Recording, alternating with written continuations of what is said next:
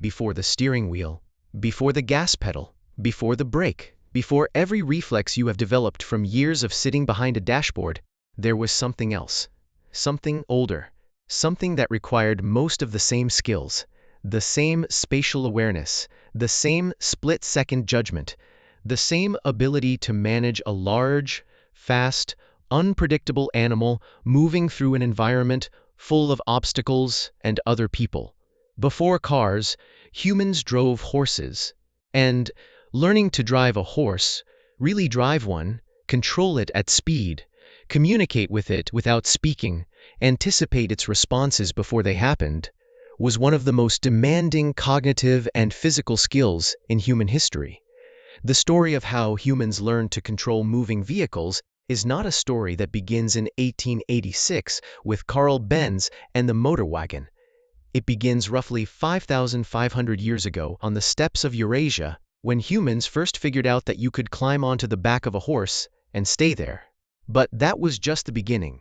Archaeologist David Anthony at Hartwick College has spent decades studying the evidence for horse domestication and early riding. The bit wear on horse teeth from ancient sites in the Neolithic period, roughly 3,500 BCE, shows the distinctive polish caused by a bit pressing against the enamel of a horse's lower premolars.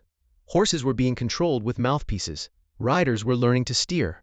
The first driving lesson in human history was happening on a grassland somewhere in what is now Ukraine or Kazakhstan, and it probably involved a great deal of falling off.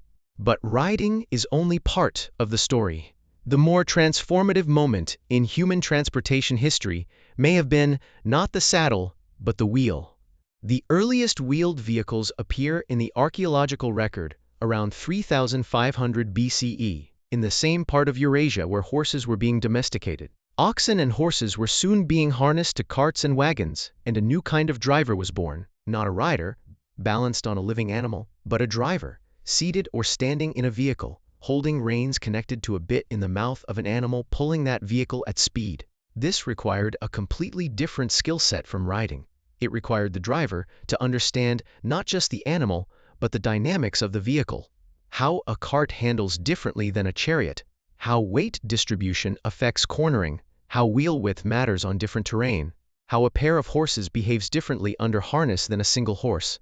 The chariot, which appeared around 2000 BCE and became the dominant military technology of the ancient Near East for more than 1,000 years, required what we might recognize today as professional driver training. Chariot drivers in ancient Egypt, in the Hittite Empire, in the kingdoms of the ancient Near East, were specialists. They trained for years. The horse teams were trained for longer. A discovered text from the Hittite Empire, dating to around 1345 BCE, written by a horse trainer named Kikuli, is one of the oldest training manuals in human history. It describes a 184-day conditioning program for chariot horses, with detailed day-by-day instructions for building speed, stamina, and responsiveness in the animals. It specifies distances, surfaces, feeding regimens, rest periods, and the specific gaits to be practiced on each day of the program. It is, in every meaningful sense, a professional driver's training curriculum, applied to the animals that were the engines of the ancient world. Kikuli understood something that we recognize immediately in the modern context. The vehicle and the power source must be trained together. The horse and the driver must learn each other.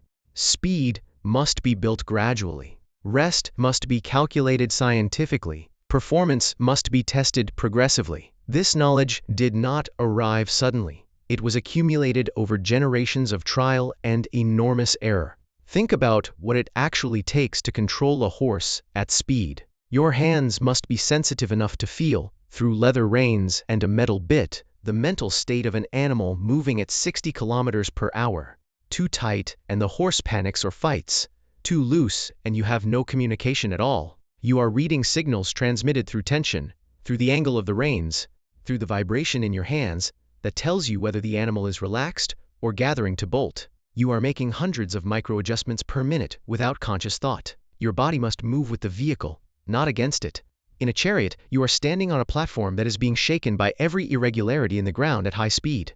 Your knees absorb the shock. Your weight shifts with the turns. You are a gyroscope, not a passenger. Your attention must be split simultaneously between the animals in front of you, the terrain ahead, the obstacles on either side, the other vehicles or riders nearby if you are in battle or race, and the goal of wherever you are going. This is not so different from managing mirrors, traffic, road surfaces, and navigation simultaneously. The cognitive load is structurally similar. In ancient Rome, chariot racing at the Circus Maximus drew crowds of up to 250,000 people. The drivers, called aurige, were among the most celebrated athletes of the ancient world. Some of the most successful were freed slaves, who became extraordinarily wealthy through prize winnings. A driver named Gaius Appuleius Diocles, who raced in Rome in the 2nd century CE, is estimated to have won the equivalent of several $billion in today's money over his career, based on the prize sums recorded in his surviving inscription. He raced for 24 years, drove more than 4,000 races, and won more than 1,400 of them. He was a professional vehicle driver. He was also, by any meaningful measure, one of the greatest athletes in the ancient world. The skills that Diocles possessed, the timing, the spatial awareness, the animal communication, the vehicle management, the competitive strategy, are not entirely different from what a modern Formula One driver possesses. The technology changed, the cognitive and physical demands evolved. But the project of learning to move at speed through a competitive environment using a vehicle you must control with your hands and body has a continuous history that runs from the steppes of ancient Eurasia to the racetrack at Monaco. When the first automobiles appeared at the end of the 19th century, they faced a world that already had 5,000 years, and not crashing was not invented in 1886. It was inherited. The steering wheel arrived late. The driver had been there for 5,000 years.